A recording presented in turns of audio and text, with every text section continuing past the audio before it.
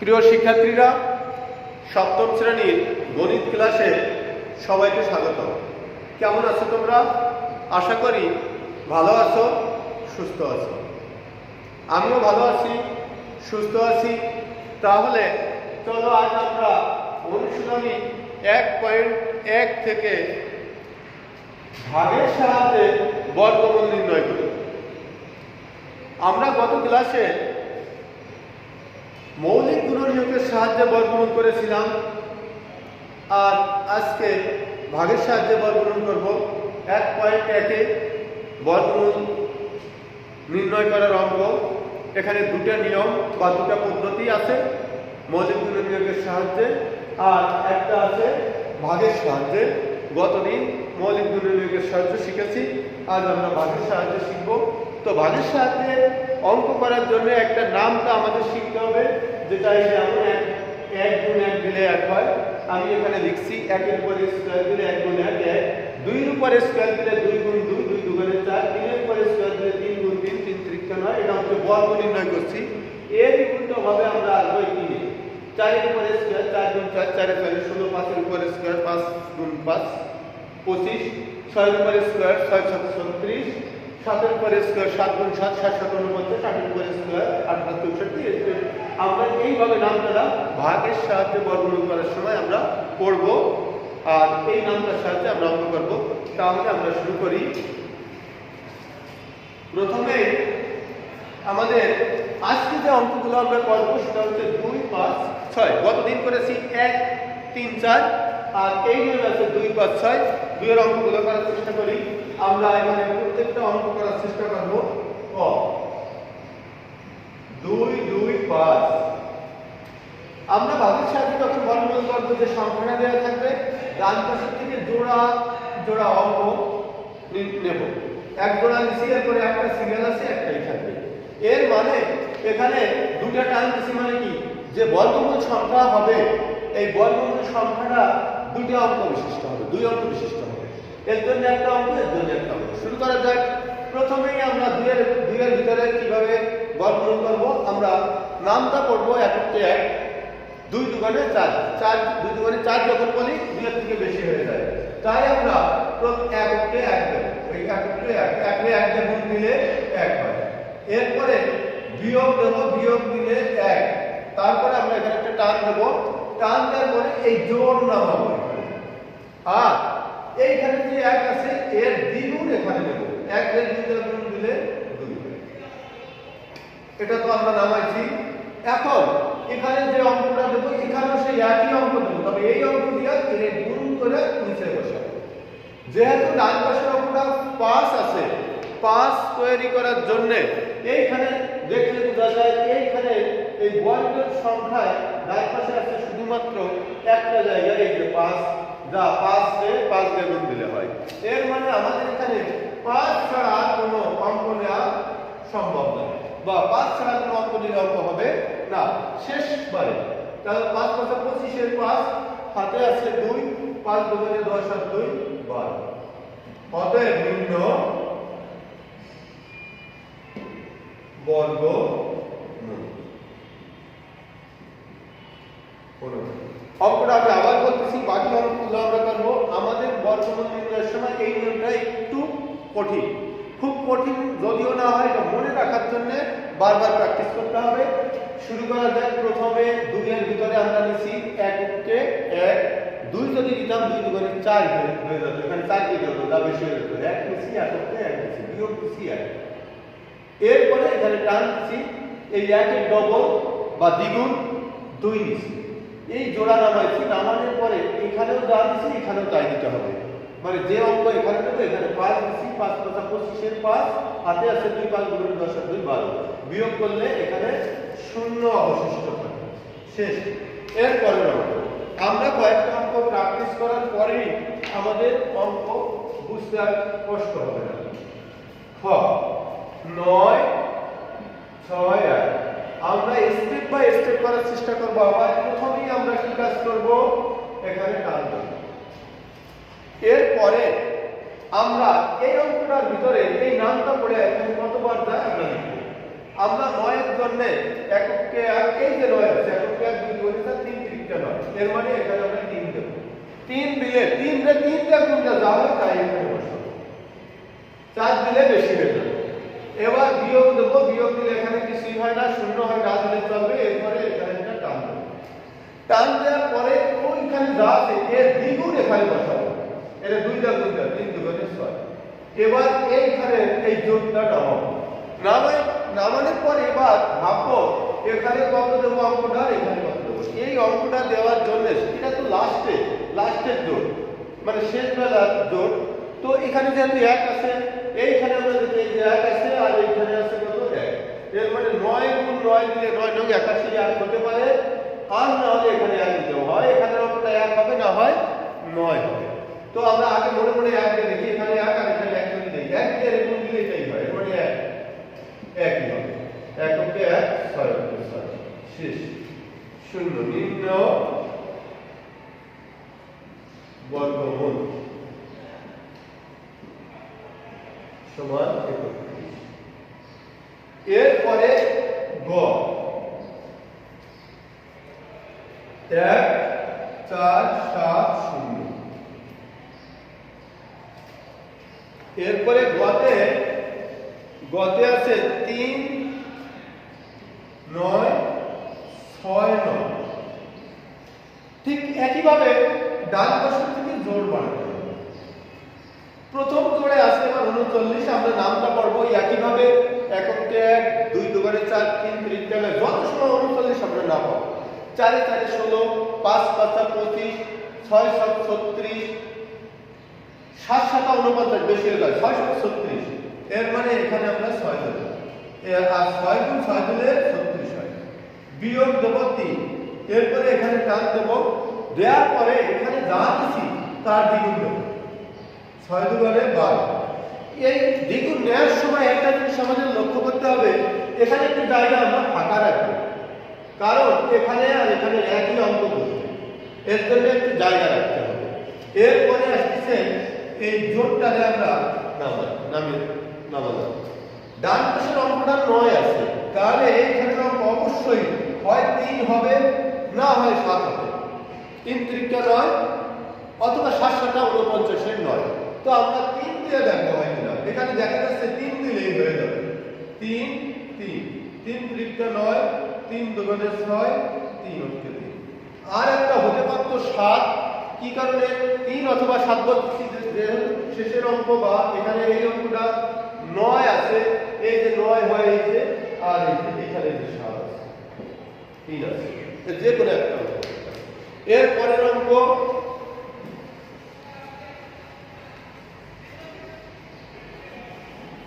আমরা এরপরে লিখলাম না নিম্ন বর্গমূল কত হবে 63 এর পরের একটা অঙ্ক ঘ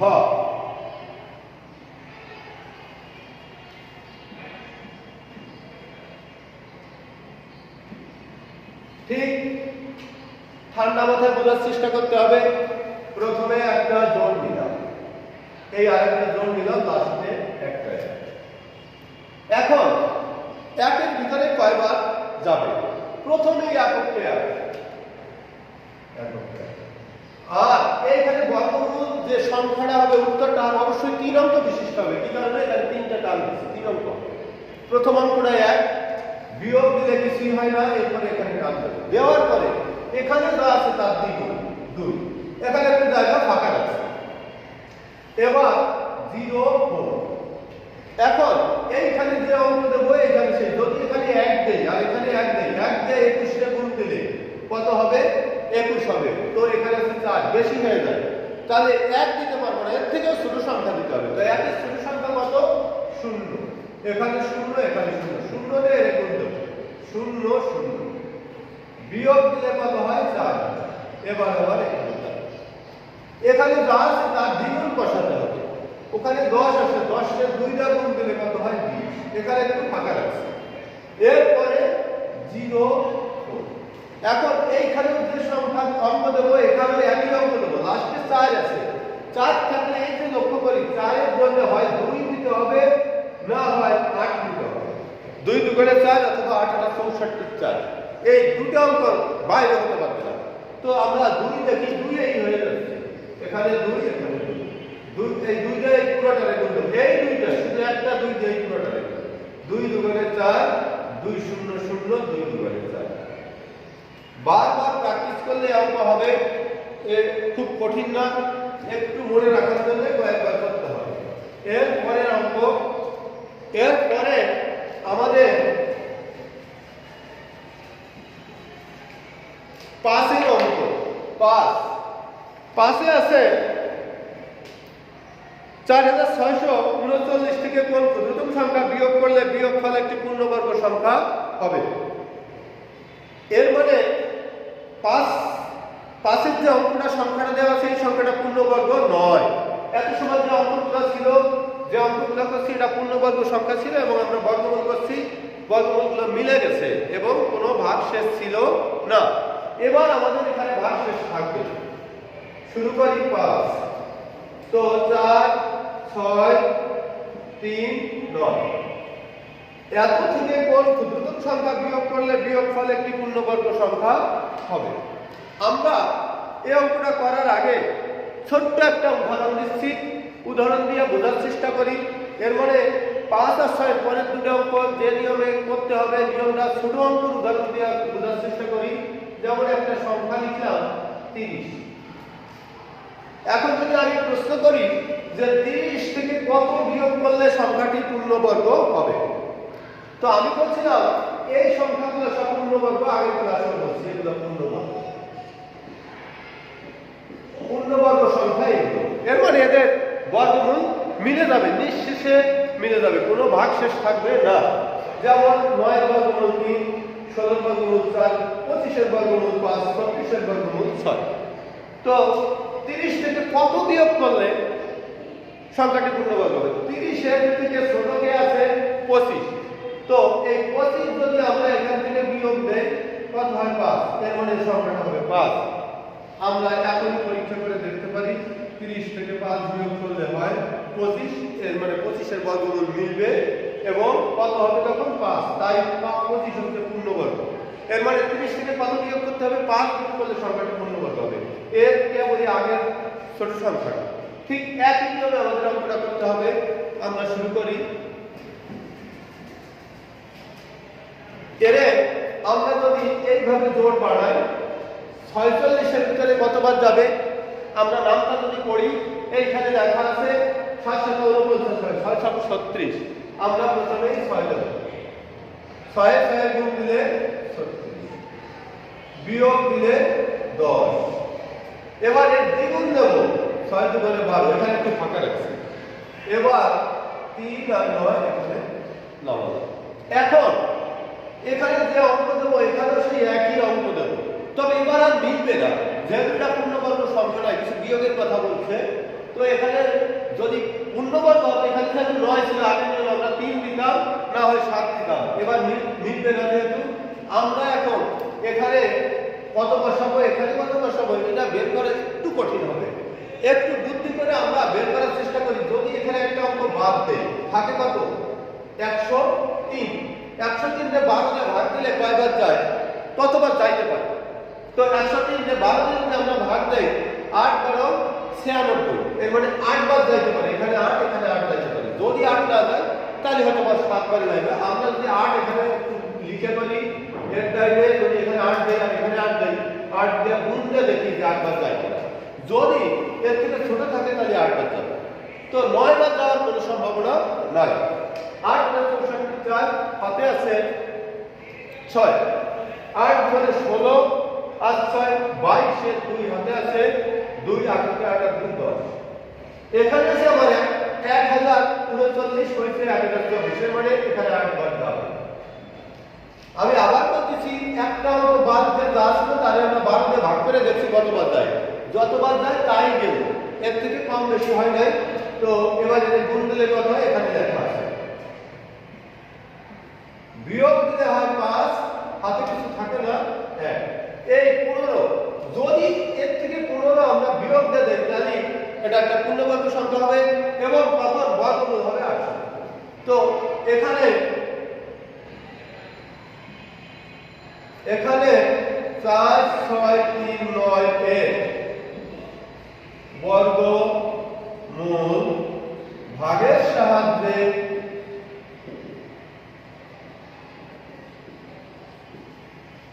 করতে গিয়ে 15 ভাগশেষ থাকে।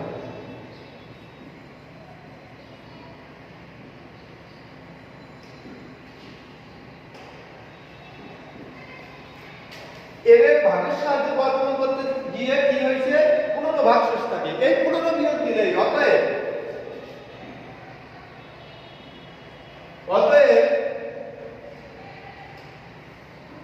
অতএব সংখ্যাটি থেকে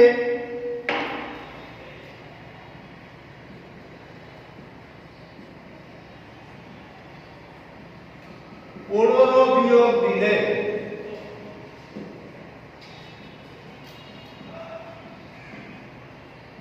সংখ্যাটি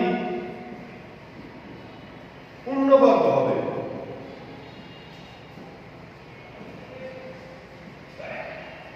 পূর্ণবর্গ অর্থাৎ ক্ষুদ্রতম সংখ্যা।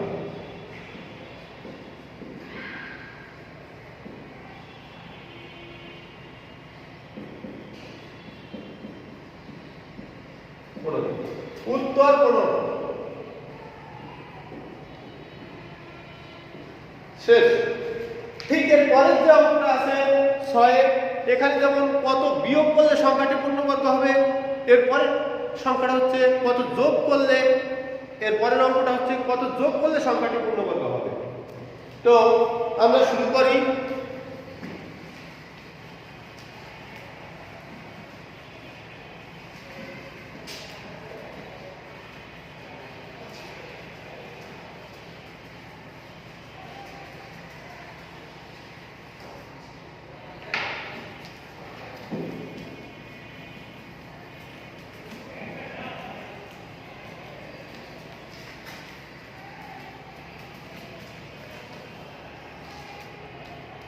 এর পরের অঙ্ক আছে 6। এখন এই অঙ্কটা করতে যে একটা লজিক দরকার। যেমন আমরা এর আগে একটা ছোট্ট একটা প্রশ্ন করছিলাম যে 30 থেকে কত বিয়োগ করলে সংখ্যাটি পূর্ণবর্গ হবে। তো দেখছিলাম এই যে 25 বানাতে হয়, এই 30 থেকে 5 বিয়োগ করলে না, ঠিক। এরপরে এর সাথে কত যোগ করলে সংখ্যাটি পূর্ণবর্গ হবে। তোমরা একটু লক্ষ্য করো, 30 এর সাথে কত যোগ করলে পূর্ণবর্গ সংখ্যা হবে। মানে 30 এর পরবর্তী পূর্ণবর্গ সংখ্যা হচ্ছে বা 30 এর থেকে কেবলই বড় যে সংখ্যাটা আছে পূর্ণবর্গ সংখ্যা, সেটা হচ্ছে কত 36। এরপরে 36 থেকে যদি আমরা 30 বিয়োগ দেই তাহলে 6 পাই। এই 6 যদি 30 এর সাথে যোগ করি তাহলে 36 এর সমান হয়। এর মানে 30 এর সাথে কত যোগ করলে পূর্ণবর্গ সংখ্যা হবে 6 যোগ করলে। এই যে আমরা 6 যোগ করি 36 হইছে, এই 36 এর বর্গমূল 6। এখন প্রশ্ন হচ্ছে এই 6 কিভাবে বের করব। এই 6 বের করার কৌশল 30 কে আমরা যদি বর্গমূল করি 5 5 25, 5 থাকে অবশিষ্ট। এই যে 5 হইছে এর সাথে যদি এক যোগ করি তাহলে হয় কত 6। 6 এর উপর যদি স্কয়ার দেই 36। এই 36 থেকে আমাদের 25 বিয়োগ দিলে 36 থেকে আমাদের 30 বিয়োগ দিলে এই 6 পাবো। এরপর এই কাজগুলো আমাদের করতে হবে। শুরু করা যাক। 5 6 0 5। প্রথমেই আমরা এর বর্গমূল করব। বর্গমূল করে দেখব যে বর্গমূলের কত মান আসে। জোড় দেই তো 56 আছে, 7 7 49। ওই নামটা পড়ে আমরা দেখব। যদি 8 8 64 বেশি হয়ে যায়, এবার বিয়োগ দেই। 9 আছে কত 16 হবে 7, হাতে আছে 1 মিলে গেল। 7 এর ডবল এখানে বা দ্বিগুণ আমরা নিলাম 14। এইখানে জোড় নামালাম।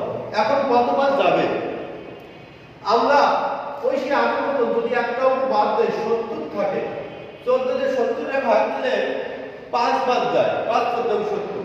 কিন্তু এখন আমরা দেখবো 5 বার যাইতেও পারে নাও যাইতে পারে। শুরু করি। যদি আমরা এখানে 5 দিতাম, 5 দিয়ে গুণ করে দেখবো 5 5 25 এর 5, মানে এখানে 5 এখানে যদি 5 দিতাম তাহলে কত 5 5 25 এর 5 হাতে 3 4 20 আর 2 22, হাতে 2 5 2 5 7। এর থেকে বেশি হয়ে যাবে 5 যাবে না, 4 বের যাবে। আমরা এখানে 4 দিই। 4 দ্বারা গুণ দেয় 4 4 16 6 হাতে আছে 1 4 4 16 17 7 হাতে আছে 1 4 4 আর 1 5 বিয়োগ দেয় বিয়োগ দিলে 6 আছে কত হলে 15 হবে 9 হাতে 1 1 এর সাথে 8 8 কত হলে 10 হবে 2 হাতে 1 5 আর 1 6 6 কত 7 129 অবশিষ্ট থাকে। এর মানে এটা পূর্ণবর্গ সংখ্যা না।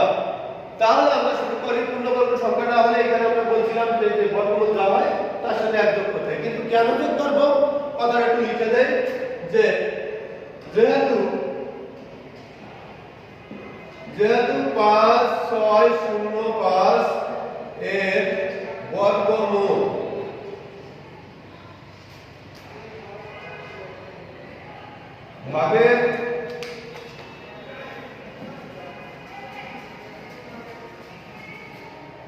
ভাগের সাহায্যে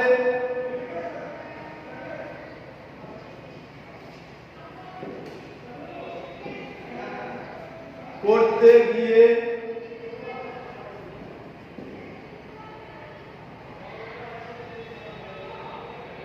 1 2 9 অবশিষ্ট থাকে।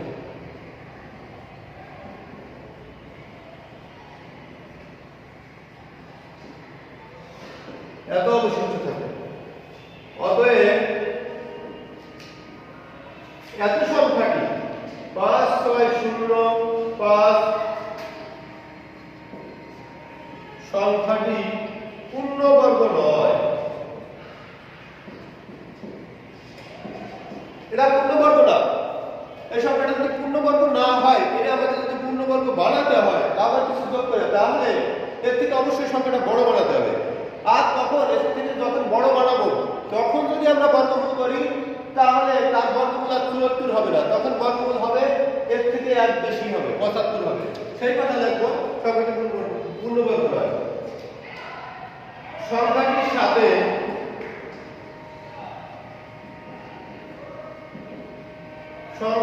সাথে কোন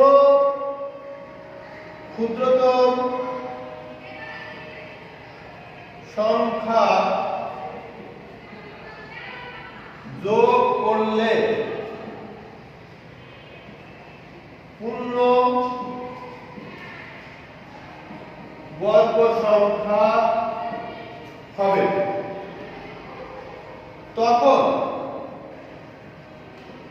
তখন এর বর্গমূল হবে 74 যোগ 1 75। এর মানে এর সাথে কিছু যোগ করার পরে যদি আমরা যোগ করি তখন এটা পূর্ণবর্গ হবে, তখন যদি বর্গমূল করি তখন 74 হবে না, এর বর্গমূল তখন হবে 75। এইবার আমরা তখন এইখানে সংখ্যাটা কত হবে, যখন যদি এখানে 75 হয় তাহলে এখানে কত হবে, এর জন্য লিখব 75 এর বর্গ। 75 এর বর্গ মানে 75 গুণ 75। তো এটা আমাদের ক্যালকুলেটর ছাড়াই আমরা গুণ করতে পারি। 5 দিয়ে 5 দিয়ে গুণ দেব। একটা মজার একটা গুণ তোমরা একটু লক্ষ্য করো, ক্যালকুলেটর ছাড়া করবে একেবারে সহজ নিয়ম। 5 দিয়ে 5 দিয়ে গুণ দিলে কত হয় 25। 5 দিয়ে 5 দিয়ে গুণ দিলে 25। আমি এখানে একটু দেখাই 75 এর উপর স্কয়ার দিলে কত হবে। সংক্ষিপ্ত নিয়ম ক্যালকুলেটর ছাড়া আমরা করতে পারবো। 5 দিয়ে 5 দিয়ে গুণ দিলে 25। এখানে বাম পাশে 7 আছে, 7 এর সাথে যদি 1 যোগ দেই কত হয় 8।